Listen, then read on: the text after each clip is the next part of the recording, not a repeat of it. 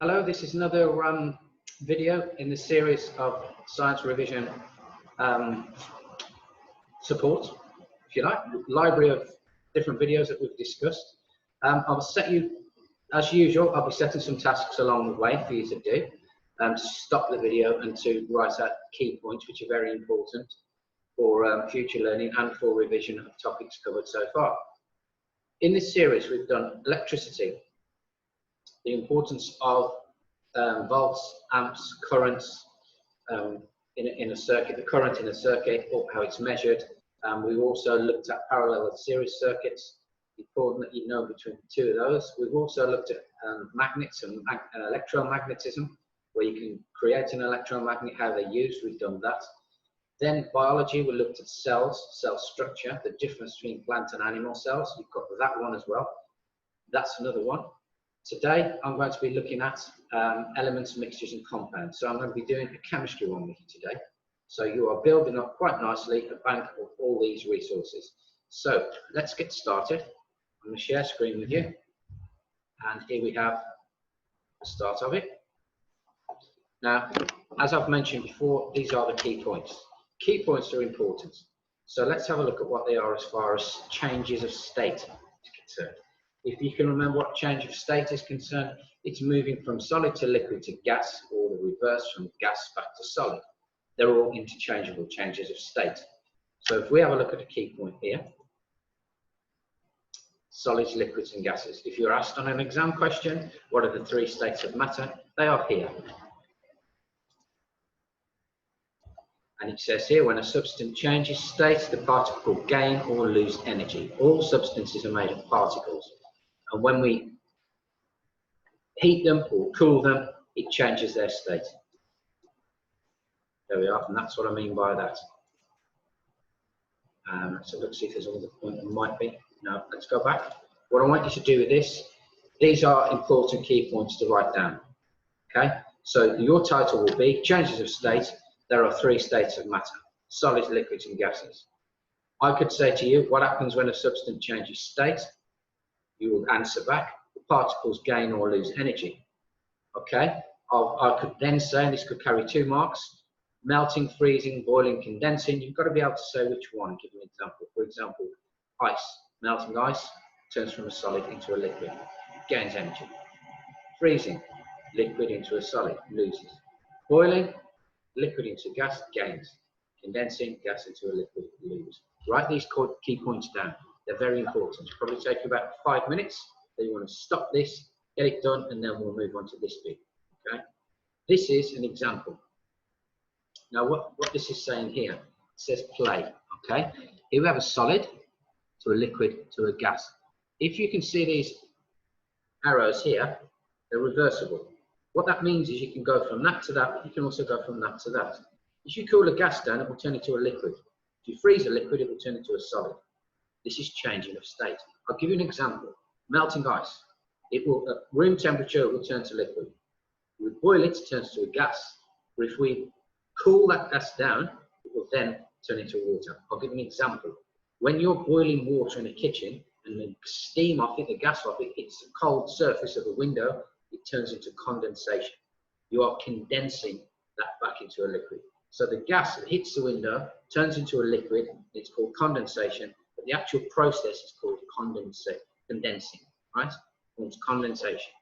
That's what's meant by that. So let's have a look at play. Look what's happening here. The melting point, starting to melt. Heat it, continue to heat it. The liquid is heating, and it reaches boiling point. Now, I will ask you, what is the boiling point of water? You should know. Boiling point of water is 100 degrees Celsius, where it then starts to, what's the word? Beginning with E, evaporate. It starts to evaporate. This is a very important process, and it's one that you need to make sure that you are familiar with. Solid to liquid to gas. Changes of state. Okay? We're talking the opposite now. Right? We're talking changes of state, cooling. Now you could come across these charts here and you've got a comment on them. say what's happening at these particular points. So here's our temperature, right? Dropping, dropping, dropping. Okay, let's have a look.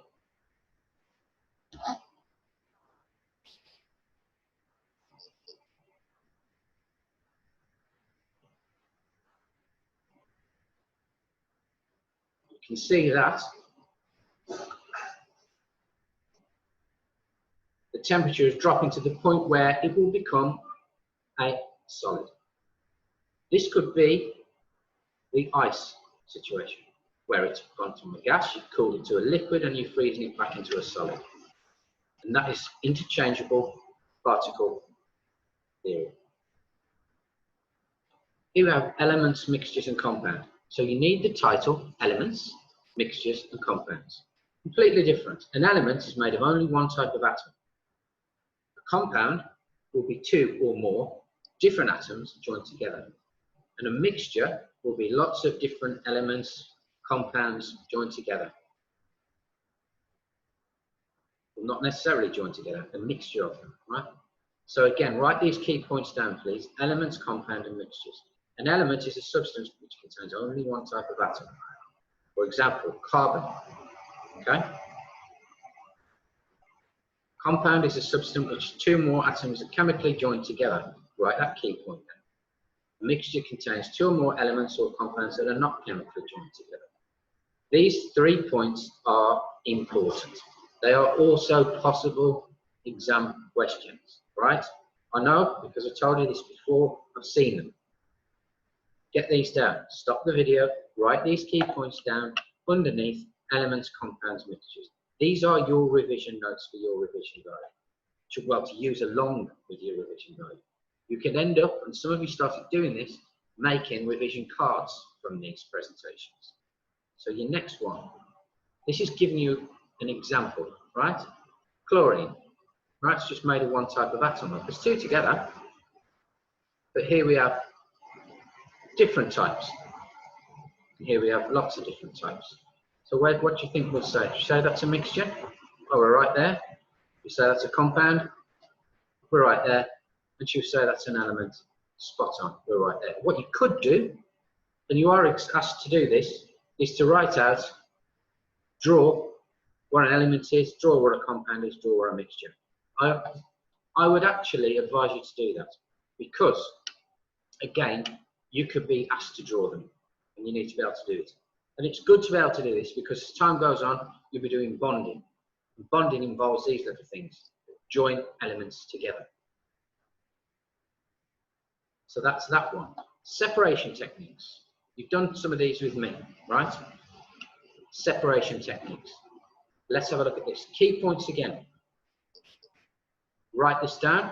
A substance in mixtures can be separated physically. Compounds cannot be broken down physically. What that means is mixtures, for example, sand, water, salt, right? They can be separated. You can separate the components of a mixture, but when it comes to compounds, that requires things like heat, where you change the property of the compound by using heat. We're just concerned with separating mixtures. For example, you have done salt, sand, iron filings. You remove the iron filings with a magnet. You then filtered the sand and then evaporated the water, leaving behind the salt. That is a separation technique. This is called distillation. And this relies on the fact that liquids boil at different temperatures to each other. So if we look, press play.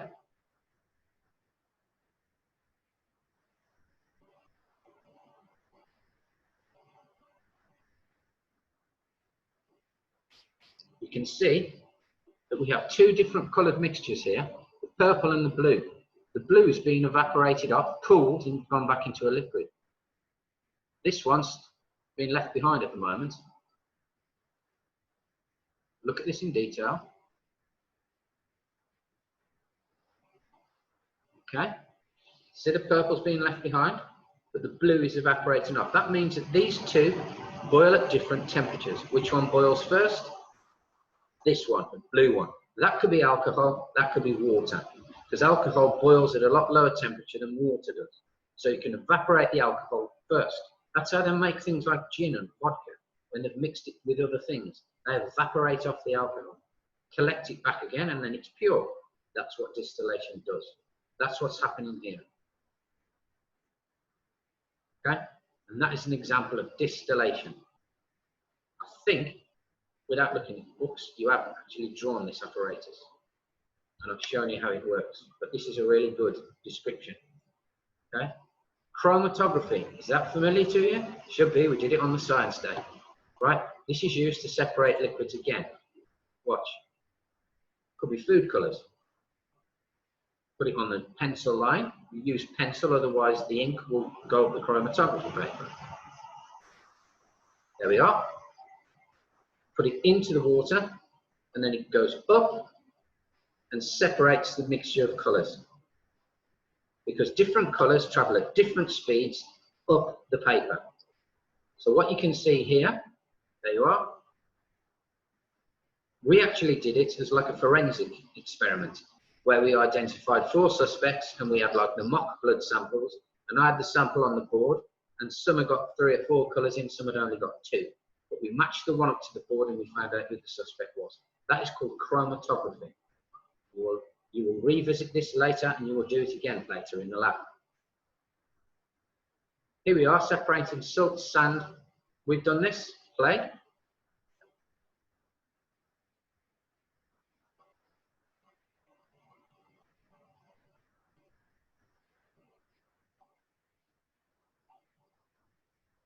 Important words here, insoluble, it does not dissolve. So sand does not dissolve in water, the water does. Sorry, the salt does in the water. That is soluble. So what's going through into the bottom here is a salty water. What's left behind is the sand. There we are, we've done this. But I added a little bit of spice to this, not spice as in what you put on food. I put the iron filings in, didn't I? Remember? So what can we then do with this water? You're going to tell me, aren't you? You're going to say something, beginning with E. We're going to evaporate it. This is something you can do later on using these keywords. But just be familiar with what these are. Compound, condensing, distillation, element, freezing, gas. Not that concerned with you doing a word search, but what I'm concerned with is you knowing these keywords. What would be a good idea is to put the title here, keywords, write down these, okay? Write these keywords down and know each one that will be in your revision guide. Right, here's a little bit of a quiz. So, what is the name of the process converting a gas to a liquid? What do you reckon? Try that one. Gas to a liquid. Converting the gas to a liquid. There we go. Next. A substance which only contains one type of atom is called a, try that one, an element. Next, I mentioned that to you earlier. Next. What is the chemical symbol for sodium? Should we try this one? Periodic table. Mixtures can be separated by chromatography or distillation. Mixtures, shall we have a look at this? There we are. Remember that one. A substance which contains 2 or more different types of atom chemically joined together is called a element, is it? No, that's what's that. Solution? No, that's a dissolved substance. Mixture? No. Shall we try that one? Marvelous. Getting somewhere here. Which property allows us to separate ink from water? Ink from water, both liquids. Should we sort distillation maybe? Different boiling points? Yeah. Here we have sand does not dissolve in water. It is said to be, is it soluble or insoluble? Let's have a look. If something is insoluble, it doesn't dissolve. Next. The element in a compound can be separated by, no. You need a lot of energy and it involves temperature, heat. So there you go. We got them all right. So, let me just go back. Here. Keywords. Write this keyword list out.